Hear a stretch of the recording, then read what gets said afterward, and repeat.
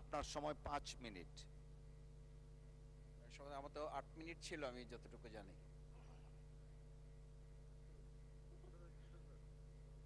আসসালামু আলাইকুম। মাননীয় স্পিকার, আপনাকে ধন্যবাদ। আজকে আমি মহান আল্লাহর দরবারে শুকরিয়া আদায় করি এবং আমার প্রিয় পটুয়াখালী 112 বাউফল 2 আসনের যারা নির্যাতন, নির্মম এবং হামলা মামলার শিকার হয়েও ভয়কে জয় করে ন্যায় এবং ইনসাফের প্রতীকে ভোট দিয়ে তারা আমাকে বিজয় করে এখানে কথা বলার সুযোগ করে দিয়েছে। মাননীয় স্পিকার, আপনি জানেন আজকে আমরা যখন এখানে দাঁড়িয়ে কথা বলি তখন আমাদেরকে এটা ভাবতে হচ্ছে যে আমরা কথা বলতে গিয়ে আবার বিগত 17 বছরের কোনো একটা বৈষম্যের মধ্যে পড়ে যাচ্ছি কিনা। কিন্তু আমাদেরকে এটা ভাবতে হচ্ছে আমরা যখন এখানে দাঁড়িয়ে কথা বলছি, আমাদের কথা বলার সময় শহীদ শরীফ ওসমান হাদি ইনসাফের পক্ষে কথা বলার সময় বলেছিল, আমার প্রতি যে জুলুম করবে আমি তার সাথেও ইনসাফ করতে চাই। আমরা লক্ষ্য করেছি এই সরকার প্রতিষ্ঠিত হওয়ার পর শরীফ ওসমান হাদির ব্যাপারে তার বিচারে কতটুকু কার্যকারিতা নিয়ে এসেছে তা আমরা এখন পর্যন্ত জানতে পারিনি। আমার মনে হয় আমরা সংবিধান নিয়ে ঘাটাঘাটি করতে করতে যদি সংবিধানই আমাদের রক্ষা করতে পারত, তাহলে সংবিধান আমাদেরকে বলে দিত যে আমাদের সেদিন বালু ট্রাক সরানোর ক্ষেত্রে সংবিধানের পৃষ্ঠা আমাদেরকে খুঁজতে হতো। সংবিধান যদি আমাদেরকে রক্ষা করতে পারত, তাহলে 72-এর সংবিধানের আলোকে আজকে আমাদের এখানে থাকার কথা না। আমি শফিকুল ইসলাম মাসুদ, আমার এখন জেলখানায় থাকার কথা।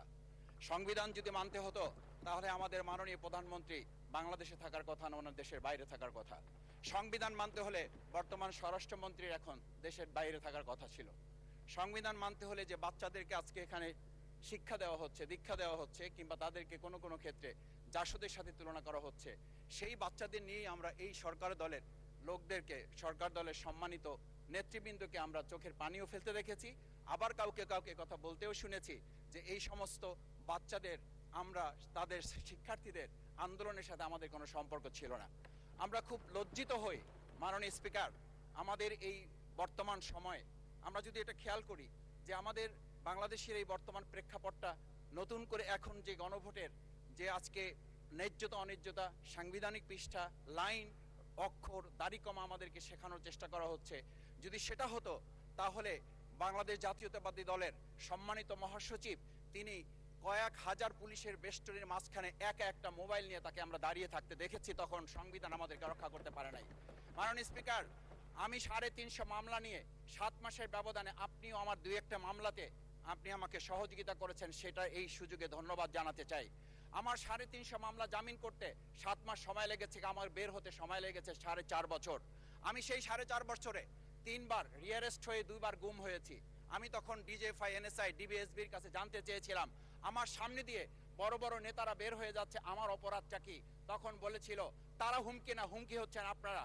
আমাদেরকে যখন শেখ হাসিনার শেষ সরকার নিষিদ্ধ করেছিল, তখন তারা 14 দল মিটিং করে বলেছিল এই জামাত শিবিরই হচ্ছে সবচেয়ে বড় সমস্যা, তাদেরকে নিষিদ্ধ করলে এই আন্দোলন থেমে যাবে।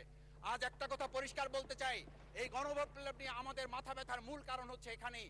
শেখ হাসিনা আমাদেরকে যথার্থ টার্গেটটা করেছিল, সেই টার্গেটের মূল লক্ষ্য ছিলাম আমরা। আমাদেরকে বলা হয়েছিল একটা গুলি করলে একটা সরে, বাকিগুলো লড়ে না। সেই লড়ে না লোকগুলো ছিলাম আমরা মাননীয় স্পিকার, যার কারণে আমাদেরকে তারা ভয় পায়।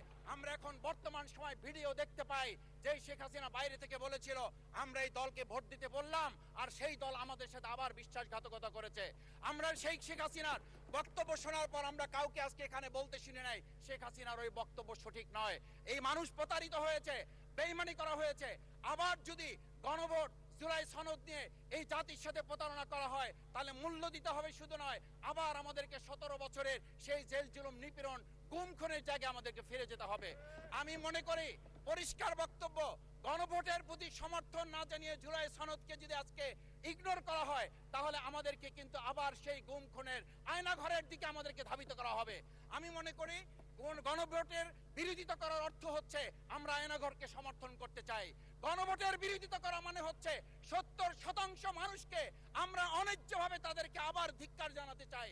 আমি এখানে স্পষ্ট বলতে চাই, আপনারা যেমন 51% সমর্থন নিয়েছেন, 70% প্রায় জনগণ কিন্তু গণবিপ্লবের, গণভোটের পক্ষে তারা রায় দিয়েছে।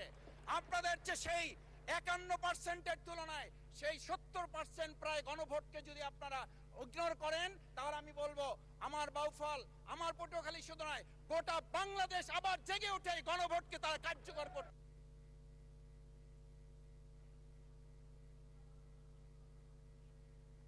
ধন্যবাদ, আপনি 1 মিনিট পেয়েছেন। স্পিকার, আমি পরিষ্কার এইটা কথাটা এই জন্য বলছি, আজকে সংবিধানের লাইন ধরে ধরে যদি আমাদেরকে এই কথা জানতে হতো, তাহলে আমাদের নেতৃবৃন্দকে ফাঁসির মঞ্চে যেতে হতো না। আমার মতো ছোট মানুষের কাছে সে সময় ডিজিএফআর কাছে প্রস্তাব এসেছিল, আপনারা কি চান, মন্ত্রিত্ব চান, দেশ পরিচালনা চান, সবকিছু দেওয়া হবে, শুধু শেখ হাসিনার নীতিতে আপনারা আসেন। সেই নীতি তো ছিল ৭২-এর সংবিধান, সেই নীতি নিয়ে আজকে কেন এখানে এত কথা বলা হচ্ছে? আমরা পরিষ্কার জানি, আমরা যদি সেই ৭২-এর সংবিধানকে ভালোবাসি, তাহলে এখানকার নেতৃবৃন্দ এবং মরহুমা বেগম খালেদা জিয়া নিজে বলেছিল, আমরা সুযোগ পেলে এই সংবিধানকে আমরা ছুঁড়ে ফেলে দেব। সেই সংবিধানের প্রতি আজকে বর্তমান সরকারি দলের কেন এত প্রেম জাগ্রত হয়েছে, এটা বাংলাদেশের মানুষের জানার অধিকার আছে। আমি আমার প্রিয় বাউফলের মানুষের প্রতি ভালোবাসা, শ্রদ্ধা জানাই। যেই বাউফলবাসী আমার দাবি আদায়ের জন্য, আমার এলাকার মানুষের অধিকার আদায়ের জন্য এখানে দিয়েছে, আমি সেই অধিকার। ধন্যবাদ।